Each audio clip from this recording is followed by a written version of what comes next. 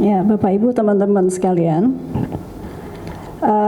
terkait judi online, dan ini sudah kita dengar berulang kali langsung dari beliau, dari Presiden. Jadi artinya beliau kembali menegaskan bahwa kita semua harus memerangi judi online.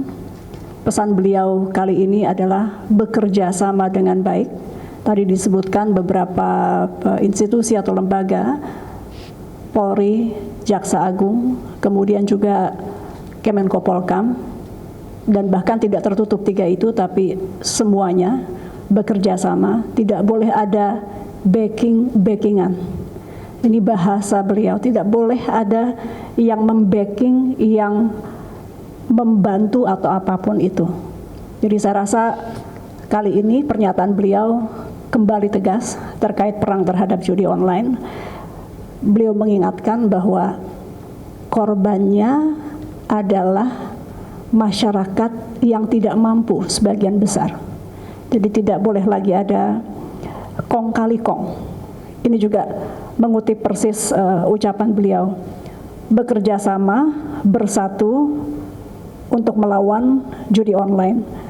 Beliau juga melihat selain memang dalam rangka perlindungan terhadap masyarakat terutama yang tidak mampu, beliau juga melihat bahwa kalau misalnya judi online dapat berhasil kita perangi bersama, ini bisa membantu daya beli dan pertumbuhan ekonomi bisa naik, membantu kita mencapai target. Jadi kurang lebih seperti itu.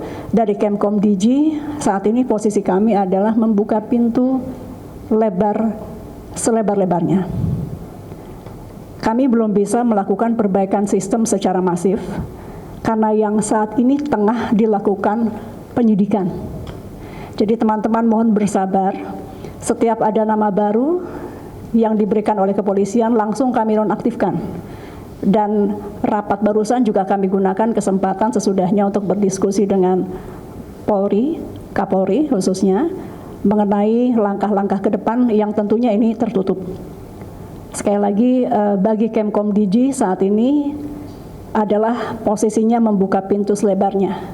Mohon bersabar, kami belum bisa melakukan audit perubahan, terutama dari sisi teknologi, karena memang semua sedang dalam pengawasan dan penyidikan kepolisian.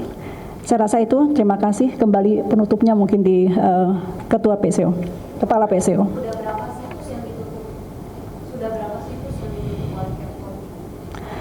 Per 3 November, saya hitungnya dari KPI kami ya, pemerintahan baru, per 3 November itu sudah lebih dari 220.000. Namun demikian, teman-teman sekalian, kami tahu bahwa ini hanya satu indikasi keberhasilan saja, karena sesungguhnya kita bukan menghitung berapa yang kita tutup, tapi perbaikan ke depan. Jadi kalau kita diminta melaporkan, kami sampaikan 220.000 lebih akun dalam 2 minggu ya.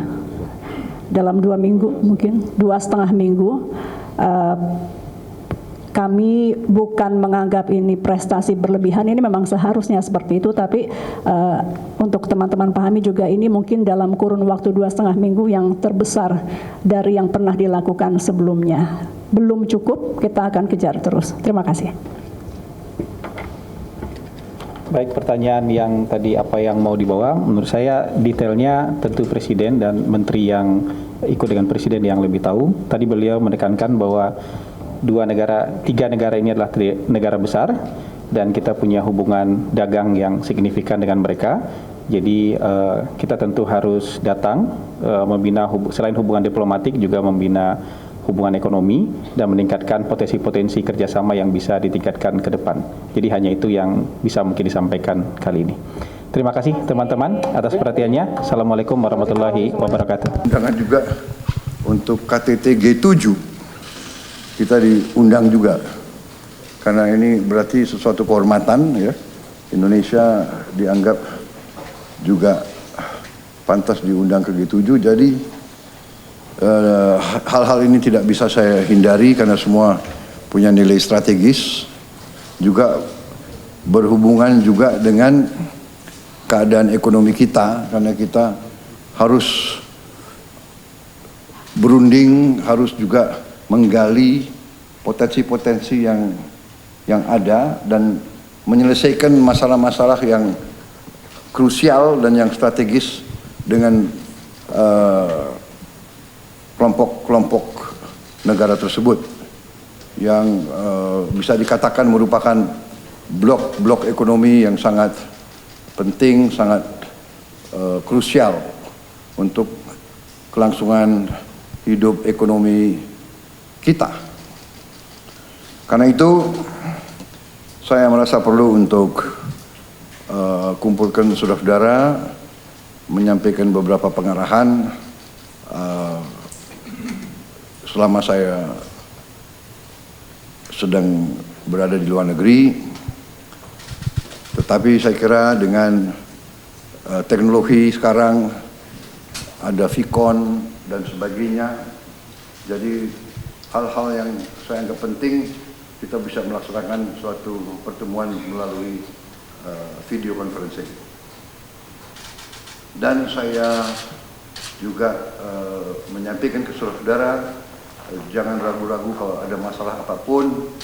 Kalau saudara sudah menyampaikan ke Menko, tapi saudara masih ingin suatu kejelasan dari saya, jangan ragu-ragu untuk menghubungi saya. Juga jangan juga ragu-ragu untuk telepon saya terbuka. Saudara-saudara boleh telepon langsung. Ya. Kita tinggalkan sekarang hal-hal yang terlalu protokoler, terlalu feodal. Tidak ada, kita ini adalah kolega, kita mengabdi sama-sama ke rakyat. Saya menduduki posisi mungkin bisa dianggap ya pemimpin daripada tim kita. Ya, memang saya mandataris, saya menerima mandat dari rakyat bersama saudara wakil presiden, tapi kita adalah sama dalam kewajiban tanggung jawab kita kepada rakyat. Jadi silakan gunakan teknologi, ya. Tetapi tentunya hal-hal yang rawan tidak perlu lewat telepon, ya kan? Ini zaman modern ini banyak telinga yang ingin dengar, ya kan? Jadi, tapi kalau saudara ingin menyampaikan hal-hal yang penting, silahkan, ya. Saya membuka pintu. Kira-kira pembukaan saya cukup ya, supaya teman-teman media